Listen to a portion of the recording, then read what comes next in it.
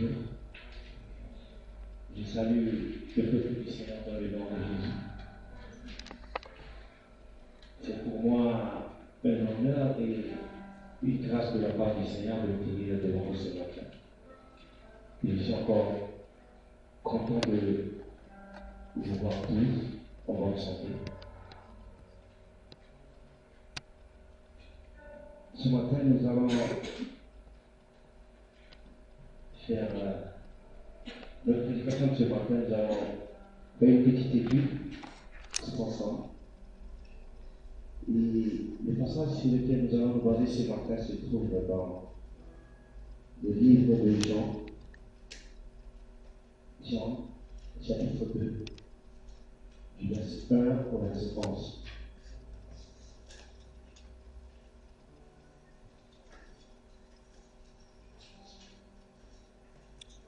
Je lis au nom de Jésus.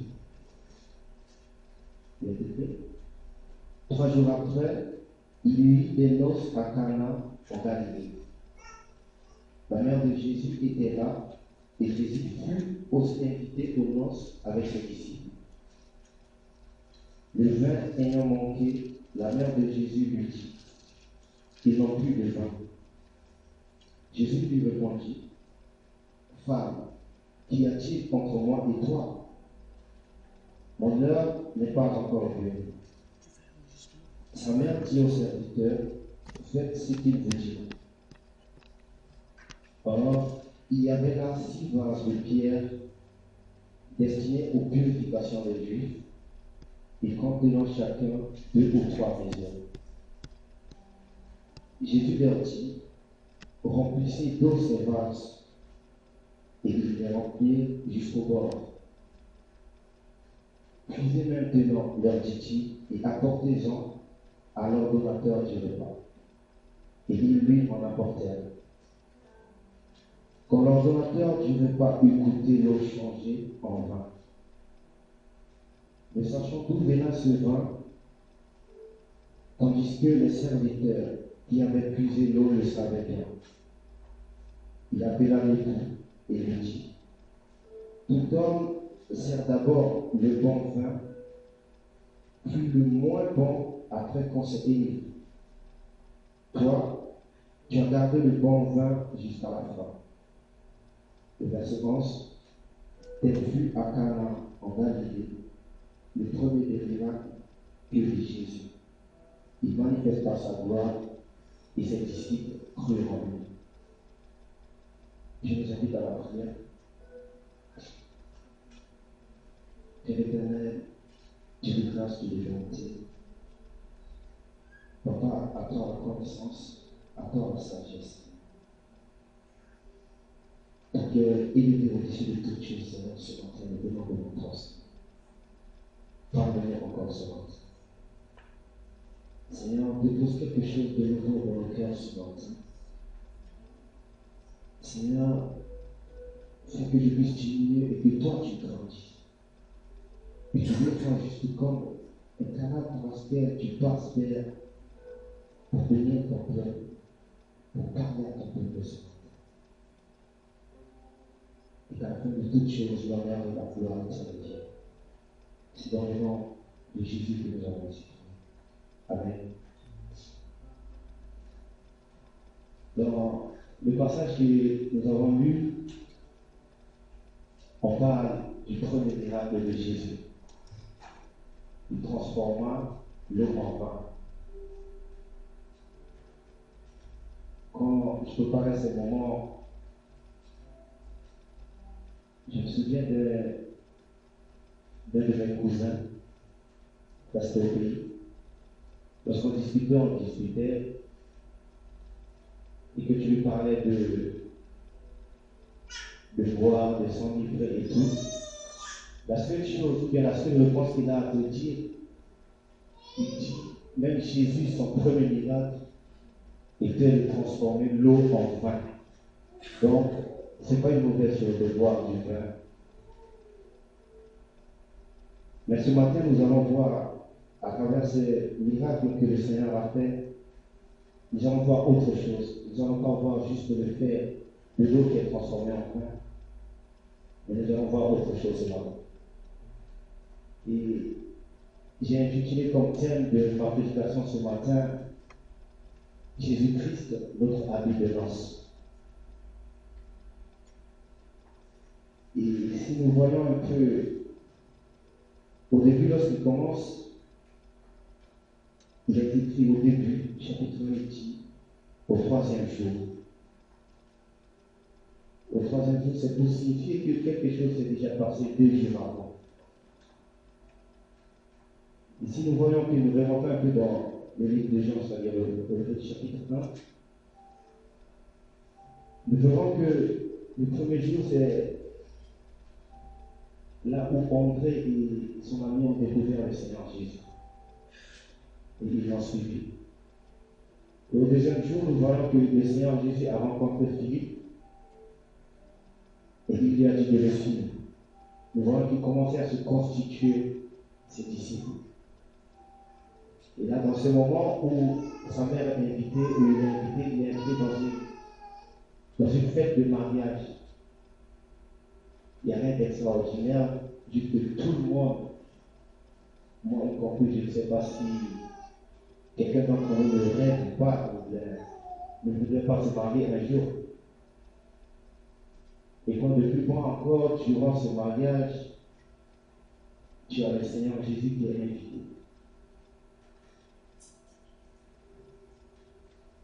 Mais au-delà que le Seigneur Jésus se trouvait dans ces lieux, nous voyons que le vin est arrivé à manquer. Et le vin, lorsqu'on va dans les fêtes, le vin, je peux dire, c'est l'élément essentiel qui va faire que les gens aient la joie.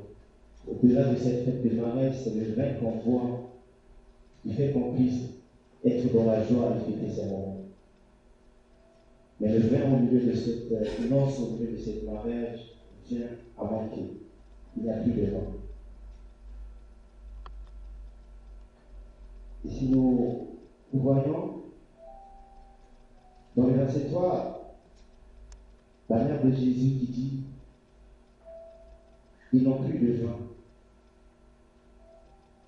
Et normalement, comme tout bon fils, lorsque ta mère te dit ceci, mais avant de voir ça, nous voyons que Marie, la mère du Seigneur, lorsqu'elle lui dit ça, elle avait déjà confiance. Elle savait à qui elle s'adressait. Elle savait que cette personne auquel, son fils auquel elle demande, pouvait trouver la solution à ce problème, pouvait remédier à la solution, à la situation qu'ils étaient devant. Mais au-delà de s'exécuter directement, nous voyons la réponse du Seigneur était femme, qu'y a-t-il entre moi et toi? Mon heure n'est pas encore venue. C'est à sa mère qu'il s'adressait. Je ne sais pas si déjà, une fois, si notre mère nous parle, ou bien nous demande de faire quelque chose, devant les gens, est-ce qu'on va oser lui dire, femme, qu'y a-t-il entre toi et moi? Je ne pense pas. Mais si le Seigneur Jésus a parlé, il n'a pas parlé en tant qu'homme ni en tant que fils de cette femme, non. Mais il a parlé en tant que son identité de Seigneur, son identité de fils de Dieu. Et que dans son identité de fils de Dieu, il dit, mon heure n'est pas encore venue. C'est pour nous dire, l'heure du Seigneur ou bien l'heure de Dieu n'est pas l'heure des hommes. L'heure pour le Seigneur pour agir, c'est pas pas le moment que les gens prennent pour agir. Il agit en son temps et à sa manière.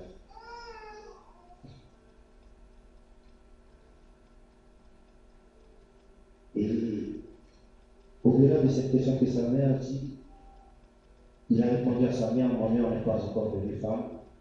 Mais sa mère ne s'arrête pas là. Elle se retourne vers les serviteurs et leur dit, faites ce qu'il vous dira. Elle exprime encore cette confiance-là qu'elle a.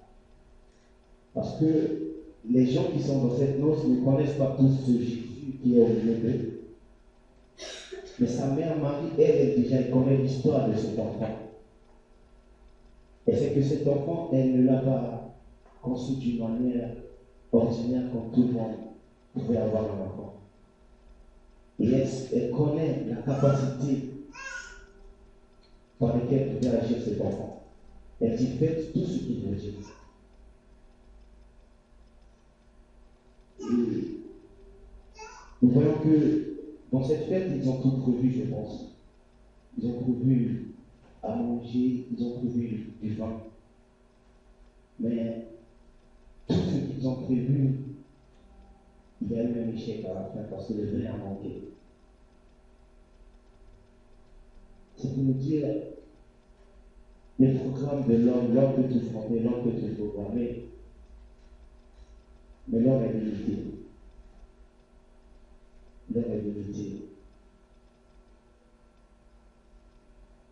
Et nous voyons que l'homme est incapable d'assurer son propre bonheur si ce n'est qu'il trouve ou bien qu'il se retourne vers le Seigneur pour trouver ce bonheur.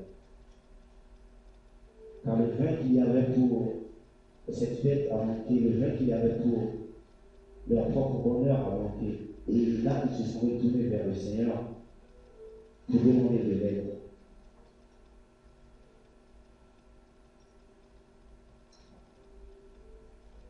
Au-delà de parler, au-delà d'agir ou de donner des ordres, lorsque la mère a dit faites tout ce qu'il vous dira, la parole de la mère est restée, je dirais, humaine ou bien charnelle. Parce que la parole de la mère n'a pas eu son effet. La parole de la mère n'a pas trouvé la solution à cette fin. Si j'ai parlé de ça, c'est juste pour vous dire que l'homme peut parler. L'homme peut dire des choses. Mais la parole de l'homme est limitée, elle n'a pas son effet si c'est le Seigneur qui parle. Nous voyons que par la suite, lorsque le Seigneur Jésus parle, on dit, lorsqu'elle dit faites tout ce qu'il vous dira, on va dans le verset 6, on dit or, il y avait là 6 vases de pierre destinés aux purifications des Juifs et contenant chacun 2 ou 3 mesures. 6 vases de pierre. Et dans la Bible, lorsqu'on voit ou bien lorsqu'on parle du chiffre 6, on fait recours au chiffre de l'homme. On fait recours à tout ce qui concerne l'homme. Dieu, lorsqu'il créa la terre et lorsqu'il donna les ordonnances, on dit tu travailleras 6 jours et le 7e jour tu garderas pour le Seigneur. Et là on voit qu'il y a 6 vases de pierre. Ce n'est pas juste 6 vases de pierre, mais c'est 6 vases de pierre qui sont destinés à la purification. Ces 6 vases de pierre ont déjà un rôle bien précis. Mais ces 6 vases de pierre étaient vides. Et ils n'étaient pas remplis.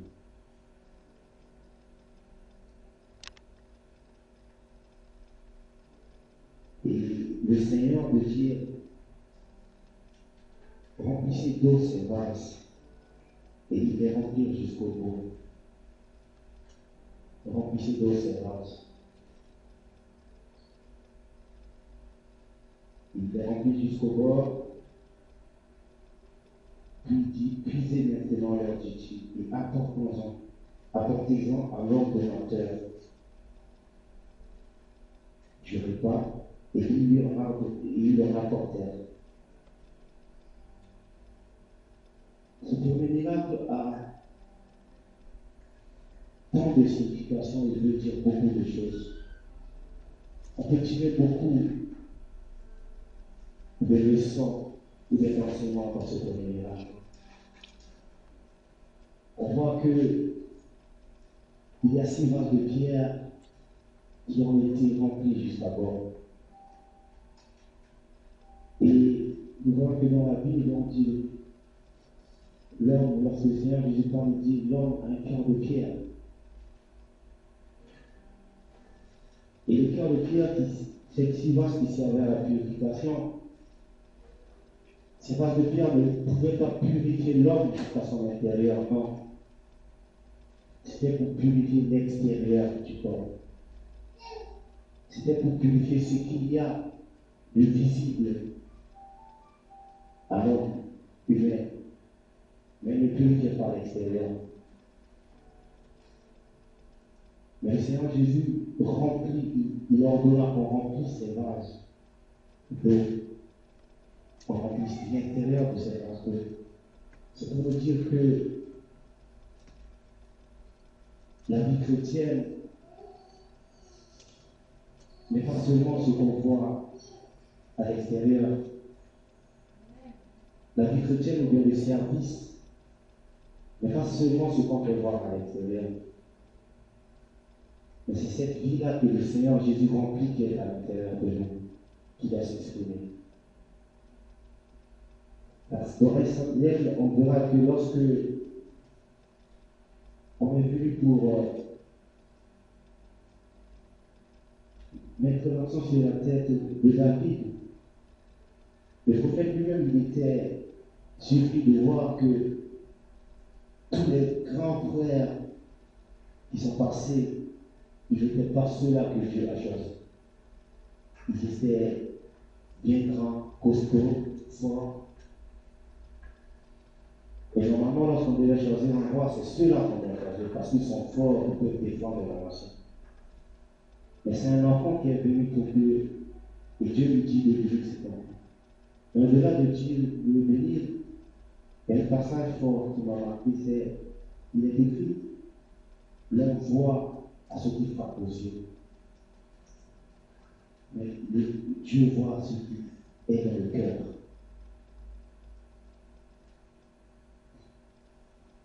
Ce matin, nous avons tous la grâce ce matin d'être dans ces lieux. Je pense que ce n'est pas parce que nous avons suivi quelqu'un pour être là ce matin. Nous connaissons l'identité que nous avons. Nous sommes tous chrétiens. Mais ce matin, j'aimerais nous dire au-delà de nous déclarer chrétiens, au-delà de dire qu'on est chrétien, il ne suffit pas seulement de venir dans ces lieux, ou bien il ne suffit pas seulement de servir tout le temps, car le service, c'est bien. Venir dans ces lieux, c'est bien. C'est pour confirmer cette vie-là, c'est pour confirmer cette identité-là devant les hommes. Mais est-ce que dans le secret, nous avons cette vie remplie-là par cette eau, cette simple eau qui transforme en vin?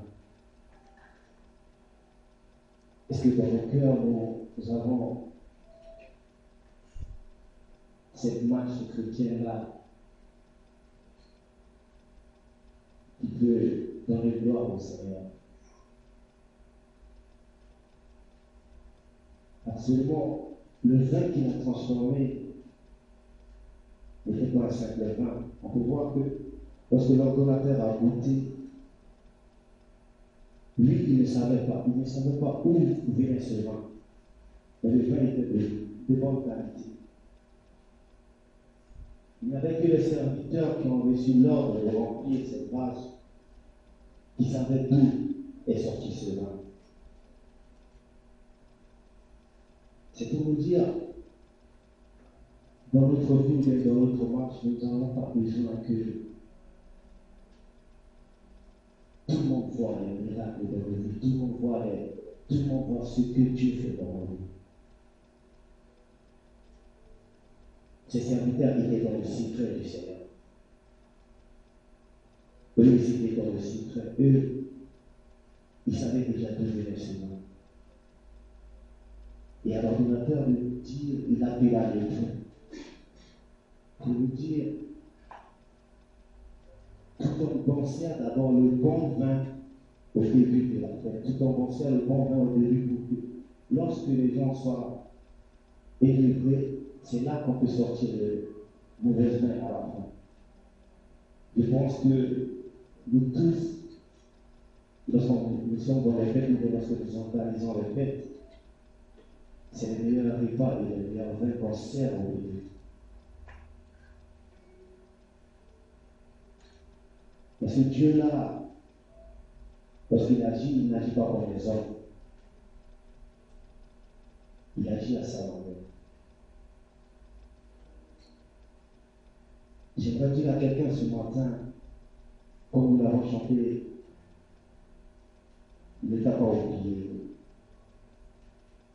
Il ne t'a pas oublié, il ne t'a pas délaissé. Tu n'es pas au dehors. Il suffit juste que tu laisses cette vase vide. Il suffit que tu le laisses remplir cette vase. Car c'est encore possible qu'il remplisse cette vase et qu'il puisse faire de toi ce bon vin-là. Que lorsque les gens verront, ils chercheront à savoir d'où est venu ce vin. Ils chercheront à savoir d'où est sortie cette transformation. Dans ce passage, nous pouvons tirer trois choses. La première des choses, c'est une vie purifiée.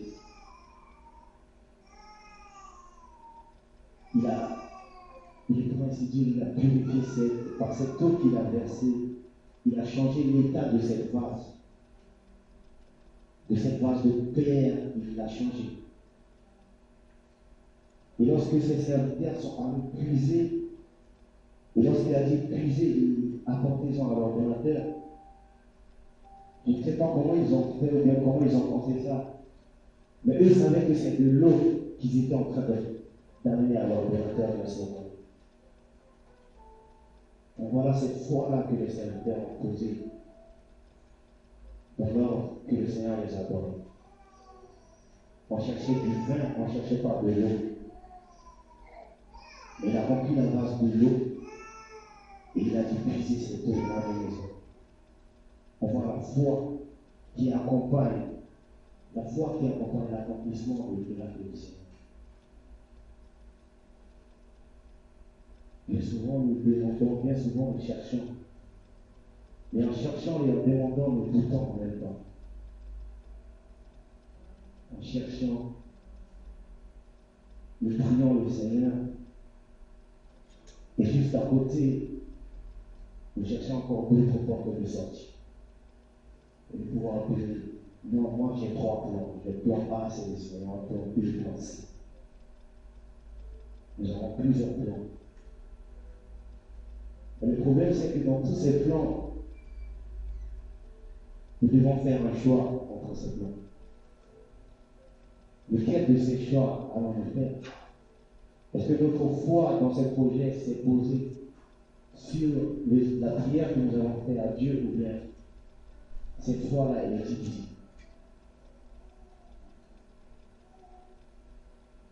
Et cette vase qui était vide, cela nous enseigne que le bonheur de l'homme ne sera garanti que si la sainteté est maintenue, si cette relation est toujours maintenue avec le Seigneur, si cette base est toujours maintenue. Parce que lorsqu'il a rempli cette base, il y avait du vin. Et il peut y arriver que notre vase soit rempli. Nous avons cette vie-là, nous avons cette force-là, et nous marchons avec le Seigneur. Mais si la foi n'y est plus, à chaque fois que nous utilisons cette base, cette eau qu'il y a dans la base, l'eau va diminuer. Et au fur et à mesure, les choses qui se passaient bien avant ont commencé à passer au fond. Parce que nous avons perdu force. Et la deuxième des choses, c'est que le Seigneur a transformé quelque chose d'ordinaire en extraordinaire. L'eau, tout le monde peut le trouver. Tout le monde pouvait puiser l'eau pour amener à l'ordonnateur. Mais lors de cette fête, ce n'est pas tout le monde qui était capable de transformer cette eau-là en vin. Et pour dire ce matin, peu importe la situation dans laquelle tu es, peu importe comment l'homme pourrait te voir, mais c'est Dieu-là que nous servons, c'est Dieu-là que nous prions. Il a transformé l'eau en vin. Alors pourquoi pas toi? Pourquoi pas toi?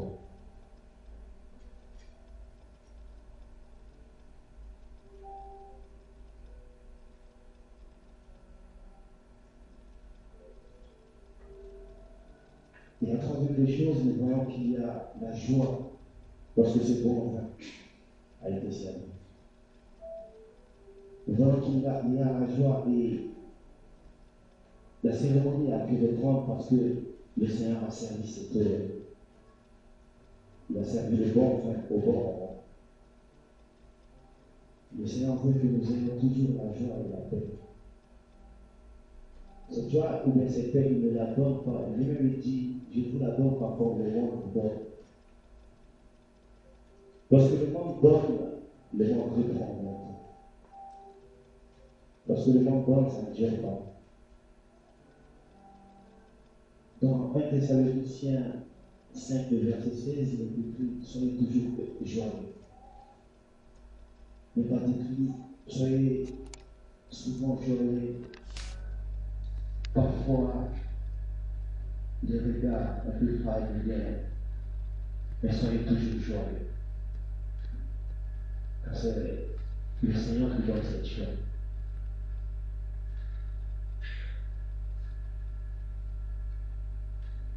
Nous allons lire dans Matthieu, nous allons lire. Nous allons lire dans Matthieu 22.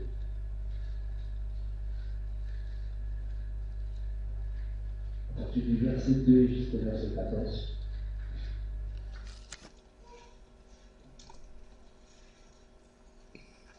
Tu demandes Jésus.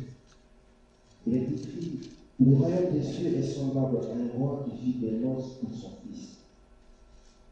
Il envoya ses serviteurs appeler ceux qui étaient invités aux noces, mais ils ne voulurent pas venir. Il envoya encore d'autres serviteurs en disant, dites au convives, j'ai préparé mon festin. Mais l'heure et les bêtes grasses sont tuées, tout est prêt, venez aux noces. Mais sans s'inquiéter de l'invitation, ils s'en allèrent, celui-ci à son champ, celui-là à son chapitre. Et les autres se saisirent des serviteurs, les outragèrent et les tuèrent. Le roi fut irrité. Il envoya ses troupes, fit périr ses meurtriers et brûla leur vie. Le verset 8. Alors il dit à ses serviteurs, les noces sont prêtes, mais les conviés n'en étaient pas dignes. Allez donc dans le carrefour et appelez aux noces tous ceux que vous trouverez. Les serviteurs allèrent dans le chemin, rassemblèrent tout ce qu'ils trouvèrent, méchants et bons, et la salle des noces fut pleine de convives. Le roi entra pour voir ceux qui étaient à table, et il aperçut là un homme qui n'avait pas vêtu un habit de noces. Il lui dit, mon ami, comment es-tu entré ici sans avoir un habit de noces? Cet homme eut la bouche fermée. Le verset 13. Alors le roi dit au serviteur, liez-lui les pieds et les mains et jetez-le dans les ténèbres du dehors, où il y aura des pleurs et des grincements de dents. Le verset 14.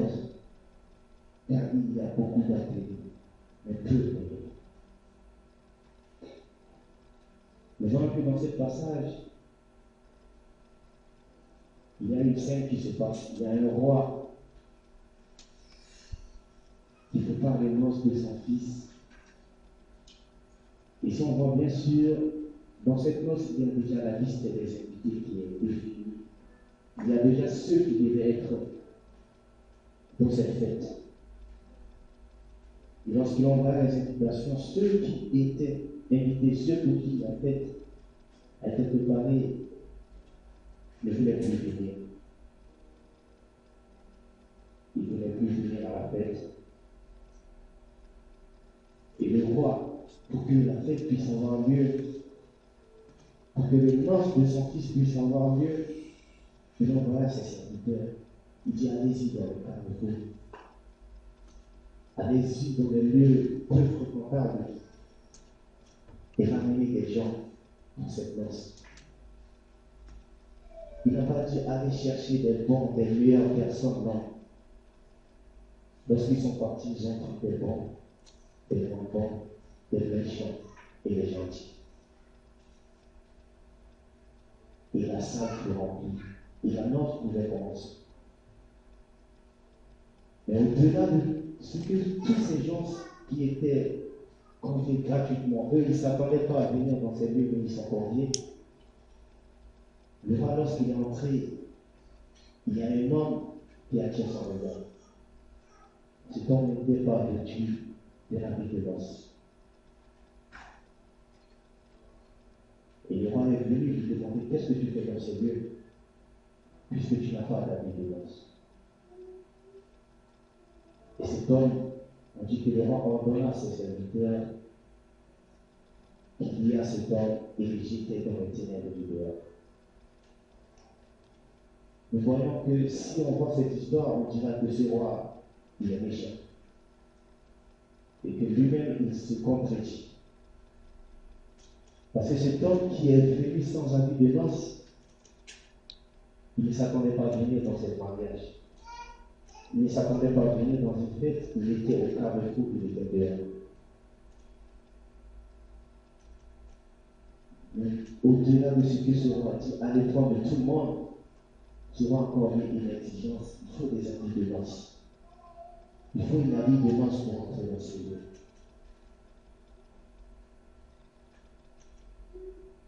Et nous, ce matin, dans notre premier passage, nous voyons notre habit de noces. Nous pouvons comparer comme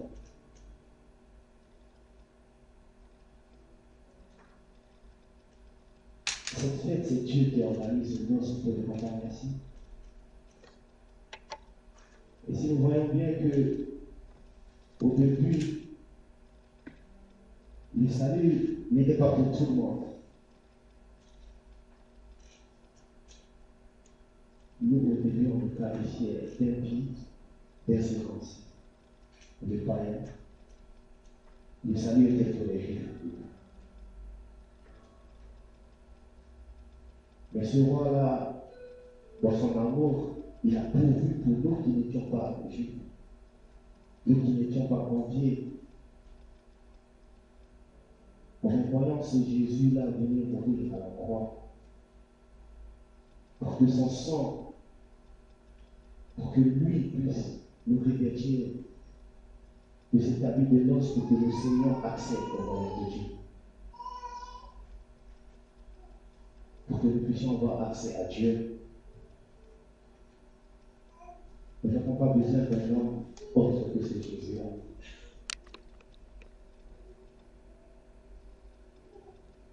Et lorsque dans le passage de Jean où il transforma l'eau en vin,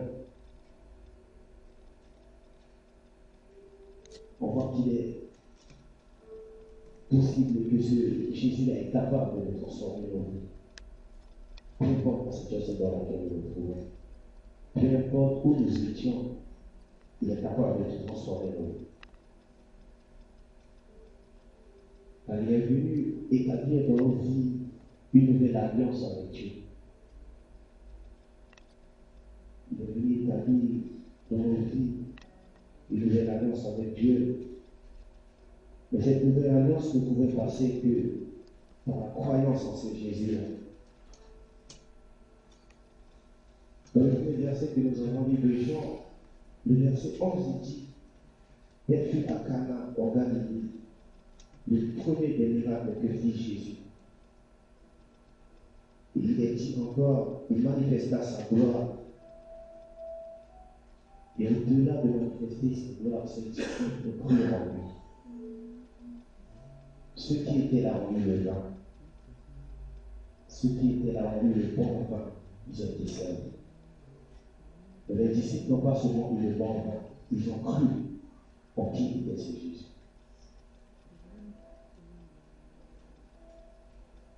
Ce matin, j'aimerais nous amener à la réflexion pour dire nous avons eu le vin, nous avons eu cette identité-là, nous avons eu cette nom-là d'être appelés chrétiens. Oui, nous l'avons. Est-ce que nous croyons, au-delà d'avoir cette identité, nous croyons en ce Jésus? Est-ce que nous croyons qu'il peut nous remplir? Est-ce que nous croyons qu'il peut nous transformer? Car il ne suffit pas seulement de dire je suis chrétien, ou bien il ne suffit pas seulement de servir pour avoir accès à ce royaume. Mais il faut au-delà de tout croire à ce Jésus. Dans le verset où il manifesta sa gloire, cette gloire, c'est cette force-là de transformer notre vie.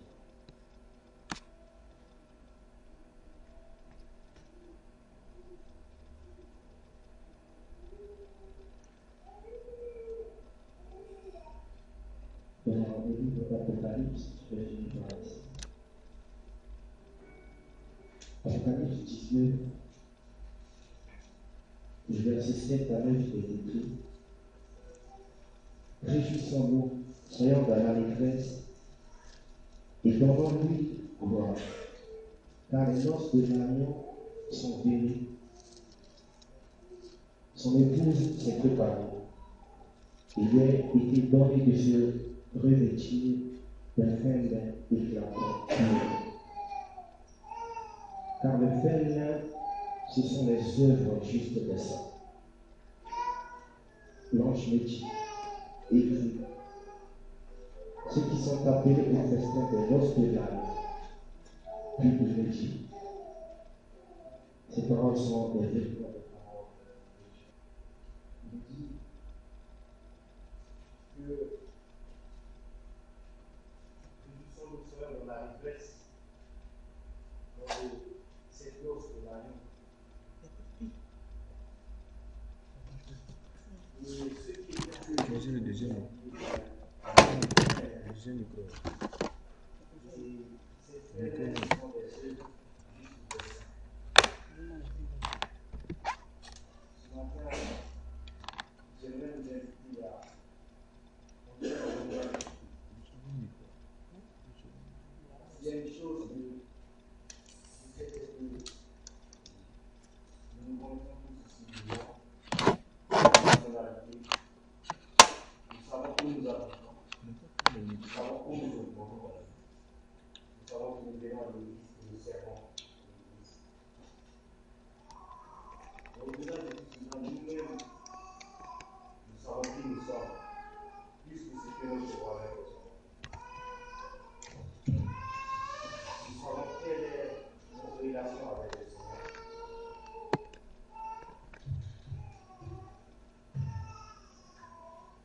Et pendant que le groupe d'histoire va nous aider à faire cette section qui dit ô Dieu, tu transformes alors en vin, chacun de nous va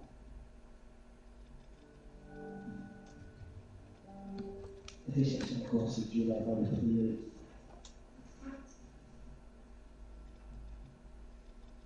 Chacun de nous, nous allons vider notre base. Nous allons libérer nos cœurs de pierre pour que ce Jésus-là puisse nous remplir encore ce matin. Pour qu'il puisse encore nous remplir au-delà de ce que nous pouvons croire.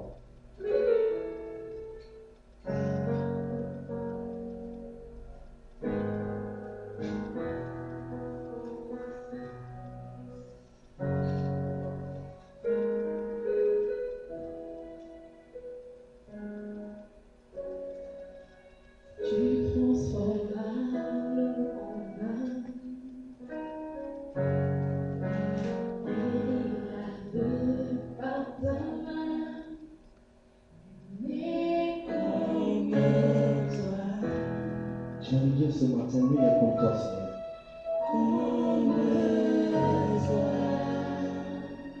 Ce Dieu, c'est quoi? Mieux que ceux qui sont autour de toi. Tu transformes l'eau en vin. Suffit de vivre. Purifie l'aveugle par ta main. Avec cette sainteté de cœur,